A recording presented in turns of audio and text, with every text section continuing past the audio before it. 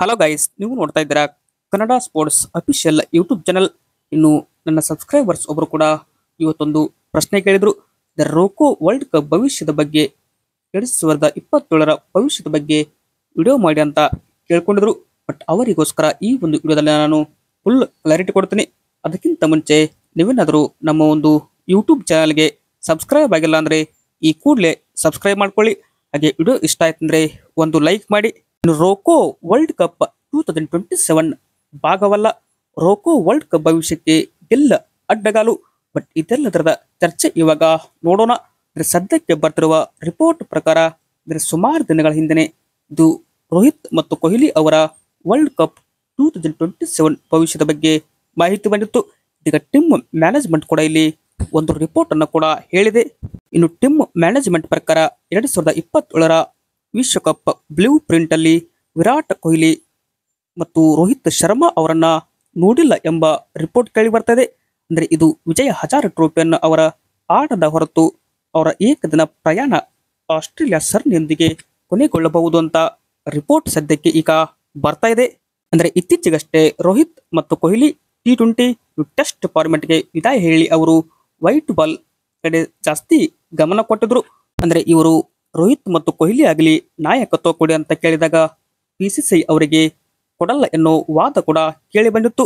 ಹೀಗಾಗಿ Rohit T20 world cup ಗೆದ್ದ ನಂತರ ವಿದಾಯ ಹೇಳಿದ್ರೆ ಕೊಹ್ಲಿ ಕೂಡ T20 ವರ್ಲ್ಡ್ ಕಪ್ಗೆ ವಿದಾಯ ಹೇಳಿದ್ರು.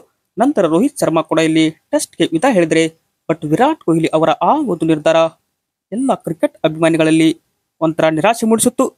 ಸಡನ್ ಆಗಿ ವಿರಾಟ್ ಕೊಹ್ಲಿ ಒಂದು ಪೋಸ್ಟ್ ಕೂಡ ಇಲ್ಲಿ ಮಾಡಿದ್ರು. ನನಗೆ ಯಾರೆಲ್ಲ ಸಪೋರ್ಟ್ ಮಾಡಿದ್ರ ಅವ್ರಿಗೂ ಕೂಡ ತುಂಬ ಹೃದಯದ ಧನ್ಯವಾದಗಳು. ಹೀಗಾಗಿ ನಾನು ಈ ಒಂದು ಟೆಸ್ಟ್ ಫಾರ್ಮೆಟ್ಗೆ ವಿದಾಯ ಹೇಳ್ತೀನಿ ಅಂತ ಹೇಳಿ ಕೋಟ್ಯಾಂತರ ಅಭಿಮಾನಿಗಳಿಗೆ ನಿರಾಶೆ ಮೂಡಿಸಿದ್ರು. ಬಟ್ ಇದೀಗ ಎಲ್ಲರಲ್ಲೂ ಮೂಡಿದಿರುವ ಪ್ರಶ್ನೆ ಏನಪ್ಪಾ ಅಂದ್ರೆ ರೋಕೋ ಭವಿಷ್ಯ ಕೂಡ ಈ ಟೆಸ್ಟ್ ಮತ್ತು T20 ತರ ಆಗತ್ತಾ ಅಂತ ಆಗ್ತಾ ಇದೆ. ಅಂದ್ರೆ ಸದ್ಯಕ್ಕೆ ಇರುವ ಪರಿಸ್ಥಿತಿ ನೋಡಿದ್ರೆ ಇದು ಯಾಕೋ ಅದೇ ತರ ನಮಗೂ ಕೂಡ ಇಲ್ಲಿ ಅನಿಸ್ತಾ ಇದೆ. ಬಟ್ ಇದು ಆಸ್ಟ್ರೇಲಿಯಾ ವಿರುದ್ಧ ಅಕ್ಟೋಬರ್ನಲ್ಲಿ ಭಾರತ ಏಕದಿನ ಪಂದ್ಯ ಆಡುತ್ತೆ. ಅಲ್ಲಿ ಏನಪ್ಪಾ ಅಂದ್ರೆ ಇವರ ಒಂದು ಭವಿಷ್ಯ ನಿರ್ಧಾರ ಆಗುವ ಎಲ್ಲಾ ಸಾಧ್ಯತೆಯನ್ನು ಕೂಡ ಇರ್ತಾ ಇದೆ. ಅಂದ್ರೆ ಕೊಹ್ಲಿ ರೋಹಿತ್ ವರ್ಲ್ಡ್ ಕಪ್ಗೆ 2027 ವರ್ಲ್ಡ್ ಕಪ್ಗೆ ಇಲ್ಲ ಅಡ್ಡಗಾಲು. ಅಂದ್ರೆ ಏನ್ ಹೇಳಕ್ ಹೊರಟಿದ್ದೀನಿ ನಾನಂತಂದ್ರೆ ಈ ಒಂದು ವಿಡಿಯೋದಲ್ಲಿ ಗಿಲ್ ಸದ್ಯಕ್ಕೆ ಟೆಸ್ಟ್ ಕ್ರಿಕೆಟ್ ನಲ್ಲಿ ಸಕ್ಸಸ್ಫುಲ್ ನಾಯಕ ಅನ್ನೋದರಲ್ಲಿ ಡೌಟ್ ಇಲ್ಲ. ಬಟ್ ಈ ಒಂದು ಸೀರೀಸ್ ನಲ್ಲಿ ಕೂಡ 750+ ಅಂದ್ರೆ 750+ ರನ್ ಗಳಿಸಿಕೊಂಡು ಒಂದು ರನ್ ಗೆಟರ್ ಆಗಿದ್ರು. ಹೀಗಾಗಿ ಸೆಲೆಕ್ಷನ್ ಕಮಿಟಿ ಏನಪ್ಪಾ ಅಂದ್ರೆ ಫ್ರೆಶ್ ಟ್ಯಾಲೆಂಟ್ ನ ಇಲ್ಲಿ ನೋಡ್ತಾ ಇದೆ.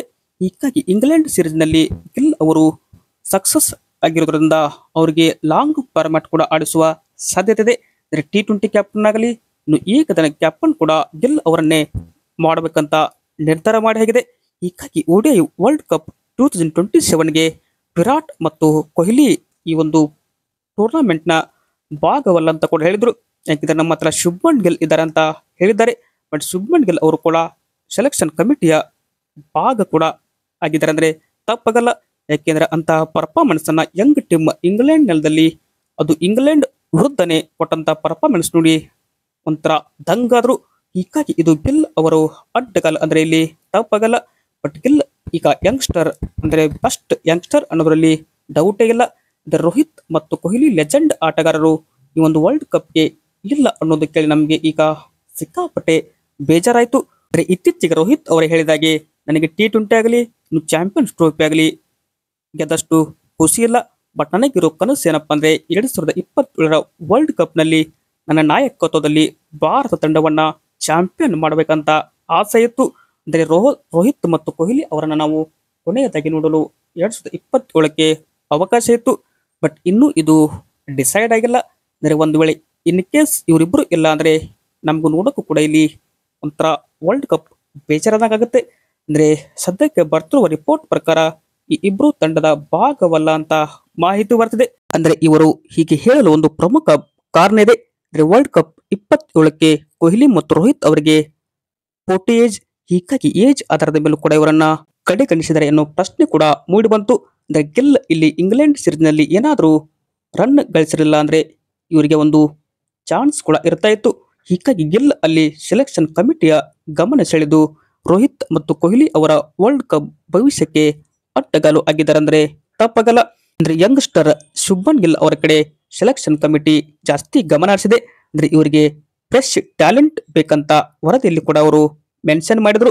ಇದು ಏನಪ್ಪಾ ಅಂದ್ರೆ ನಮ್ಮ ರೋಹಿತ್ ಮತ್ತು ಕೊಹ್ಲಿ ಅವರ ವರ್ಲ್ಡ್ ಕಪ್ 2027ರ ಭವಿಷ್ಯಕ್ಕೆ ಅಡ್ಡಗಾಲಾಗಿದೆ.